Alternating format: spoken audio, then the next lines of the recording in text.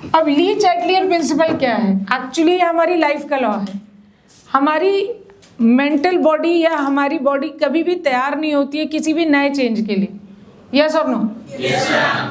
तो जैसे ही कोई भी, जो हमारी बॉडी एक इक्विलिब्रियम पर है, अब आप स्टेबल हो, सेट हो, लाइफ बिल्कुल सेट है, आप पढ़ना नहीं चाहते हो, आपकी लाइफ बिल्कुल रिलैक्स चल रही है, राइट, और अचानक से कोई केसी मैम आ जाती है, राइट, और उसमें हिंडर्ड पैदा करने लगती है कि नहीं तुम्हें आज से इतना पढ़ना है, आज से ये करना है।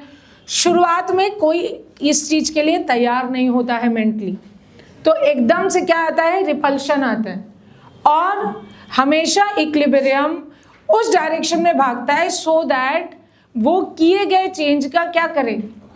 अपोज करे। बट राइट, हमेशा, यानी होगा क्या? मैं चाहूँ तुम्हें डांटूंगी, तुम्हें कहूंगी आज से तुम्हें ये पढ़ना है, आज वो पढ़ना है, या तुमने नहीं पढ़ाई करी और मैंने मारना शुरू कर दिया, डांटना शुरू कर दिया, ऐसा कुछ किया, तो तुम्हें और विरोध होगा, क्योंकि तुम्हारी बॉडी इक्विलिब्रियम चेंज के लिए तैयार नहीं है, because that is a stable system. Yes और नो? अब आप राइट, जैसे ही मैं तो जिद्दी हूं, मैं तो वो चेंज करूंगी, इसका अर्थ क्या हुआ? बॉडी धीरे धीरे धीरे धीरे उस नए इक्विलिब्रियम सिचुएशन में आने लग जाती है। यानी विरोध करने के बावजूद आपकी बॉडी हमेशा एक नए इक्विलिब्रियम को एडॉप्ट करती है। और सबसे कमाल की बात अब बताती हूँ, in most of the cases जब आप नए इक्विलिब्रियम कंडीशन पर होते हो ना, तो आप देखोगे कि आपके विरोध के बावजूद राइट, मेरा किया हुआ बदलाव आपको आपकी लाइफ में दिखाई देगा।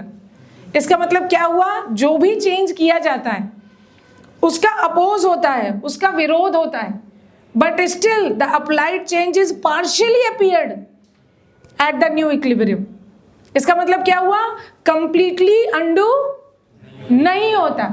ये अच्छी बात है ना, कि हमारी बॉडी अगर तैयार नहीं थी उस चेंज के लिए, और लेकिन वो चेंज हमारी लाइफ के लिए पॉजिटिव था, तो शुरू में विरोध किया, लेकिन फाइनली आपके पेरेंट्स भी जीते, फाइनली आपके टीचर्स भी जीते, और आप भी एक ऐसे नए इक्विलिब्रियम पे आ गए हो जब आपकी बॉडी उस मेहनत के लिए इम्यून हो चुकी है। अब नाउ यू आर प्रिपेयर कि नहीं, अभी कितनी मेहनत कराई जा सकती। यही ली चैटलियर प्रिंसिपल है। यस और नो? जिसका मैं एक बहुत ही सिंपल एप्लीकेशन आपको दिखाती हूँ। मैं सीधे वो एप्लीकेशन दिखाती हूँ जो सभी बच्चे समझ सकें। जैसे कि अगर मैं राइट प्रेशर ऑफ सिस्टम, ध्यान से सुनिएगा बेटू, मैं प्रेशर ऑफ सिस्टम बढ़ाती हूँ, क्या करके?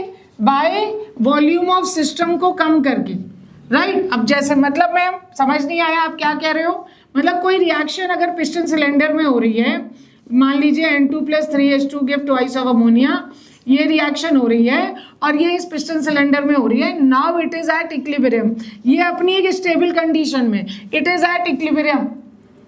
और अब आप क्या कर रहे हो? आप P एक्सटर्नल एकदम से इंप्रूव कर दे रहे हो। कैसे इंप्रूव करोगे बेटा? एक पत्थर लो और इसे रख के दबा दो, यस और नो? क्या ये पिस्टन यहाँ पहुंच जाएगा? राइट और क्या अगर आप रैपिडली ये करते हो, क्योंकि आपने ये धीरे धीरे नहीं किया है, आपने रैपिडली एक पत्थर रखा, ये पिस्टन दब के यहाँ पहुंचा, एकदम से हर रिएक्टेंट, हर product, they are not prepare for this change. तो उनके मोल्स आपने अपनी तरफ से चेंज नहीं करे, ना तो N2H2 के, ना अमोनिया के। आपने किसी के मोल ऐड करे, किसी के रिमूव करे, लेकिन आपने एकदम से at the time of disturbance सबका वॉल्यूम क्या कर दिया? कम कर दिया। फिर से बोलो, सबका वॉल्यूम क्या कर दिया? कम कर दिया। तो बेटे मेरे, at the time of disturbance सबकी कंसंट्रेशन क्या हो गई? बढ़ गई या कम हो गई? फिर से स्ट्रांगली, एकदम डिटर्मिनेशन के साथ, क्या जैसे ही आपने पिस्टन दबाया, at the time of disturbance आपने किसी के मोल डिस्टर्ब नहीं करे अपनी तरफ से, इसके बावजूद सबकी कंसंट्रेशन रैपिडली क्या कर गई?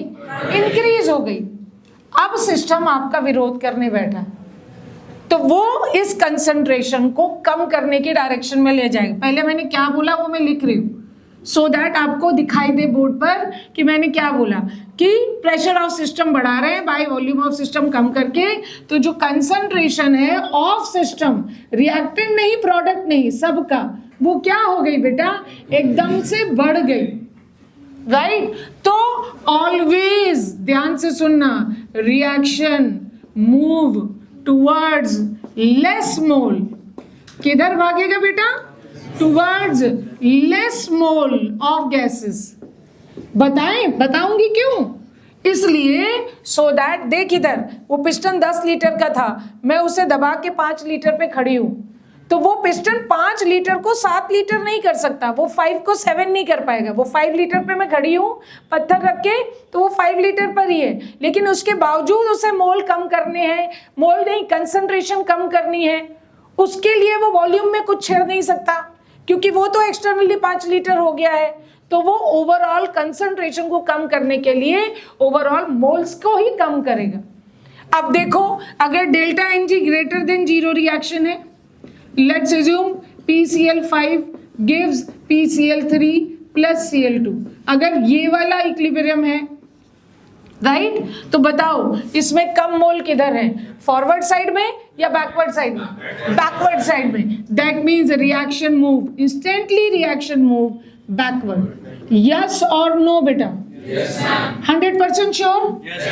Right. If reaction is delta Ng less than 0, जैसी मैंने यहां लिख रखी, राइट, जैसे N2 plus 3H2 give twice of ammonia, right. फिर से एक बार आपने प्रेशर बढ़ाया वॉल्यूम को कम करके, ओवरऑल सिस्टम की कंसंट्रेशन बढ़ी, तो सबकी कंसंट्रेशन बढ़ी, तो रिएक्शन सबकी कंसंट्रेशन को ओवरऑल कम करने की कोशिश में कम मोल की तरफ भाग रही है। बताओ इसमें कम मोल किधर दिख रहे हैं? फॉरवर्ड। इसका मतलब रिएक्शन मूव फॉरवर्ड। और बेटा कब तक भागेगी? Till new equilibrium. कब तक भागेगी बेटा? टिल न्यू इक्विलिब्रियम, जब तक उसे नया इक्विलिब्रियम नहीं मिल जाता। और सबसे इंटरेस्टिंग केस क्या है, अगर आपने कहा delta Ng equal to 0, right, जैसे 2Hi gives H2 plus I2, yes और नो? इस केस में वो रिएक्शन किधर भागेगी यार? चाहे वो फॉरवर्ड जाए चाहे वो बैकवर्ड जाए, अगर इसके 2 मोल खर्चा हो रहे हैं तो इसके 1 और 1 बन के 2 मोल ही बन जाएंगे। इसका मतलब रिएक्शन चाहे फॉरवर्ड जाए चाहे बैकवर्ड जाए, वो मोल्स चेंज नहीं कर पा रही, तो रिएक्शन कहीं नहीं भागेगी। वो कहेगी भाई neither move forward not move backward. इसके हमारे पास और रीजंस हैं, मैथमेटिकल रीजंस हैं, जिसको मैं फर्दर लेक्चर में पढ़ाऊंगी आपको। लेकिन शॉर्ट में जो पढ़ाने का ट्रिक होता है वो मेथड मैंने आपको अभी बताया, राइट। तो ये किधर भागेगी? Neither move forward, no movement of reaction, yes और नो। लेकिन इन सब के बावजूद एक बड़ी इंटरेस्टिंग बात आपको बोलने जा रही हूँ, और एकदम से आपको लगेगा वाओ लाइफ भी बिल्कुल वैसी है। कैसे? क्योंकि इन तीनों केस में आप नोटिस करोगे आपने ओवरऑल रिएक्शन का क्या कम किया था? वॉल्यूम। ये रिएक्शन बैकवर्ड भागी, यानी इसके मोल बढ़े इसके कम हुए। ये रिएक्शन फॉरवर्ड भागी, इसके मोल बढ़े इसके कम हुए। ये कहीं नहीं भागी, पर बेटा कंसंट्रेशन तुम्हें सबकी, चाहे ए हो चाहे बी हो चाहे सी हो चाहे डी हो, इन सब की कंसंट्रेशन एट न्यू इक्विलिब्रियम आपको बढ़ के मिलती है। अरे नहीं मैम, इसके तो मोल्स कम हो रहे हैं, कैसे बढ़ के मिलेगी? अरे बेटा इसके मोल कम हो रहे हैं, लेकिन वॉल्यूम का असर इज मोर डोमिनेटिंग देन मोल का असर, मोल का इफेक्ट। दैट मीन्स अगर आपने वॉल्यूम को घटाया है तो कंसंट्रेशन तो गुरु सबकी क्या होके मिलेगी? बढ़ के मिलेगी, चाहे किसी के मोल कम हो रहे हो चाहे किसी के मोल बढ़ रहे हो। दैट मीन्स इसका कंक्लूजन पता है क्या निकला? फाइनली हम जीतते हैं। यानी what ever the change is applied in your life in a positive mode, right. आप एक पहले शुरू में बॉडी उसका अपोज जरूर करती है, लेकिन आपके पेरेंट्स ने वो चेंज किया है, आपके टीचर्स और मेंटर्स ने वो चेंज किया है। वो शुरू में चेंज आपको बुरा लगता है, राइट, लेकिन आप जब नए इक्विलिब्रियम पर आते हो और जिंदगी एक नए मोड़ पर जब आके खड़ी होती है, तो उनके द्वारा किए गए चेंज आपकी जिंदगी को बदल चुकी होती है। इसका मतलब finally you will be winner, yes और नो? Well done.